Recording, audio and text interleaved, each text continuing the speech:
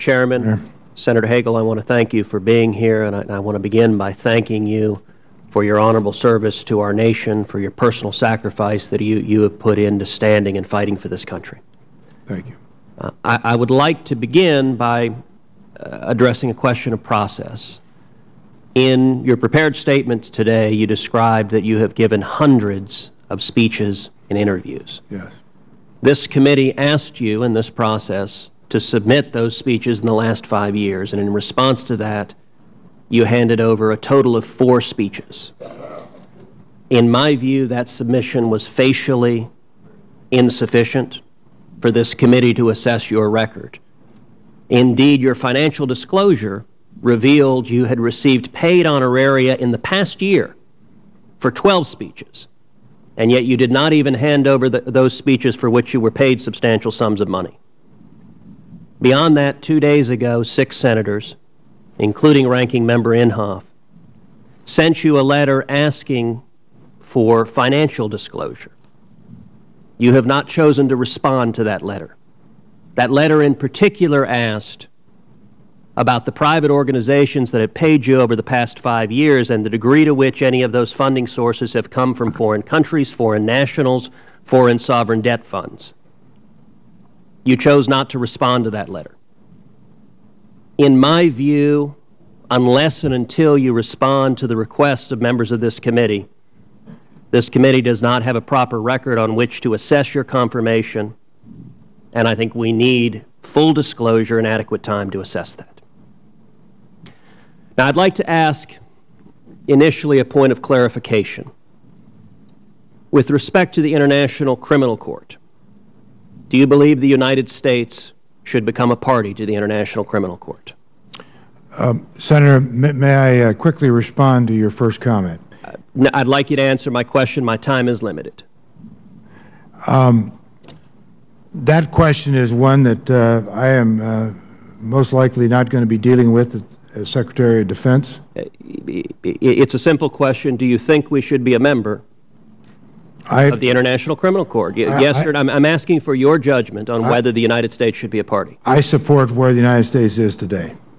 So we are not a party today. You think we should not be a party. Is that a correct statement of your position? Yeah. Okay, thank you. I'd like to draw your attention to an interview you did in 2009 with Al Jazeera. And with the Chairman's indulgence, if we can play an excerpt of that interview.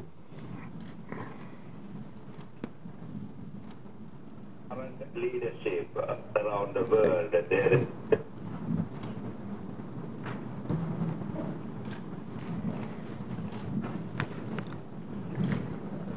This is Mali from London. Go ahead with your question. Hello, sir. Good evening. It's a very good proposition. But first of all, I believe, very strongly, I believe the current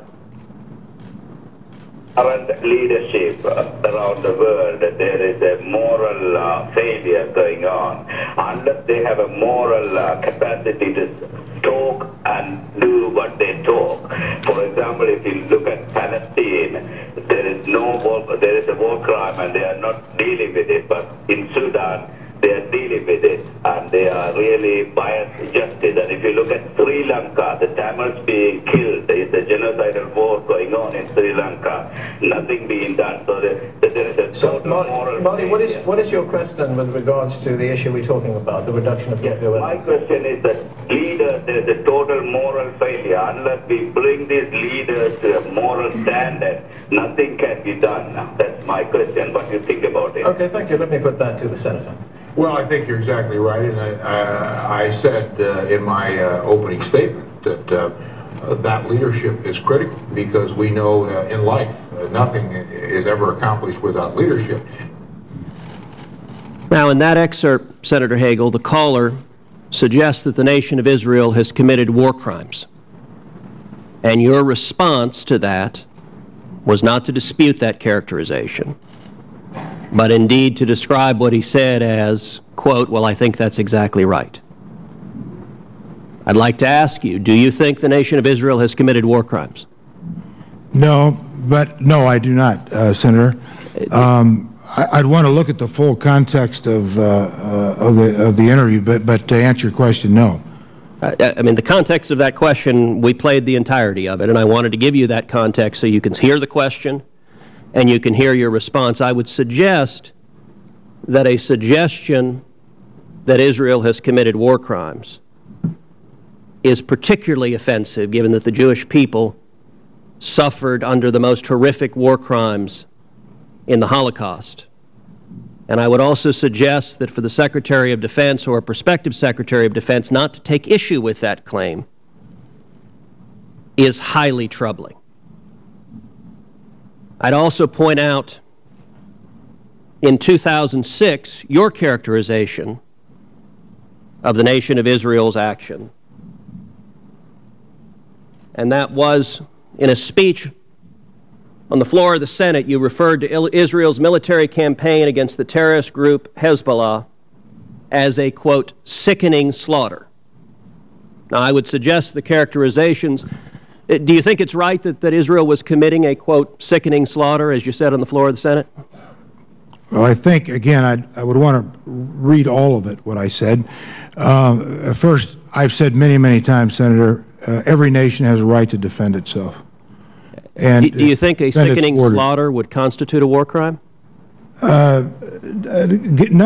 Depends on, they were attacked, depends on many factors. If Israel was defending itself, there was slaughter going on both sides. Does one typically characterize defending yourself against terrorism as a sickening slaughter?